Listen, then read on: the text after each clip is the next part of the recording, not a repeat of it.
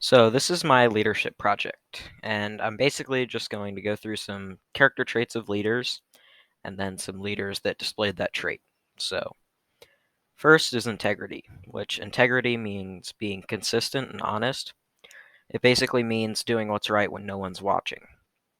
And how can you lead if you can't be honest and do the right thing, essentially?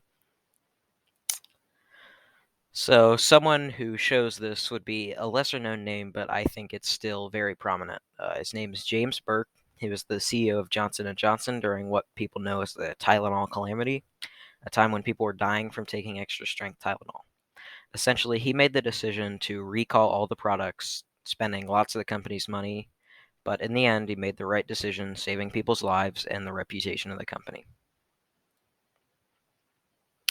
Next is communication, which is how well you relay information to others. Good communication is key to getting everyone involved and active. If you lack this skill to get people on your side, you just simply can't lead. And history proves this. An example of this is Martin Luther King Jr. He was one of the most effective communicators ever. He was able to use his voice, his tone, and rich words to further the meaning of his words past the facts. This allowed him to be a very successful leader. Next is confidence, and without confidence, you just can't be a leader. If you aren't sure of yourself, why would others be sure of you? And if you know you're right, it completely changes the way you act and allows you to persuade others. A great example of this is Nelson Mandela. He spent 27 years in prison, and once he got out, he emerged as a very powerful leader with great self confidence. He was so confident in his beliefs that he stood behind them and claimed he was willing to die behind these claims. His confidence allowed him to become the president of South Africa. Next is creativity, and creativity pretty much separates the average from the great. Without creative ideas, you can't get people on board with these ideas, and you'll simply be a better leader with creativity than if you don't have any. So, another good example of this is Steve Jobs. He was just immensely creative, had many creative ideas, and he helped start the companies that Apple and Pixar are using this.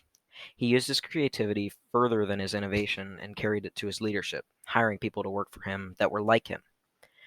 Due to this creativity, he was very successful. Next is courage, which is mental and moral strength to persevere and withstand through fear and danger. If a leader cowers behind their followers, they simply aren't leading anything. A great example of this is Abraham Lincoln, one of the most courageous people ever. He had the courage to lead the Union through the Civil War and end slavery. These actions are simply just a short summary of Lincoln's courage. Through his life, he faced many setbacks, but in the end, he stood tall as one of the greatest leaders in history. Problem solving is another great characteristic of a leader, and it's pretty much the process of achieving a goal by overcoming any obstacles in your way. If you can't get past the obstacles, you're not a leader. A good example of this is Winston Churchill, who was a great leader of the world, and he led England during World War II. Essentially, he had to solve the problem of the Axis in World War II, and he led the Allies from the brink of defeat all the way to victory by solving problems.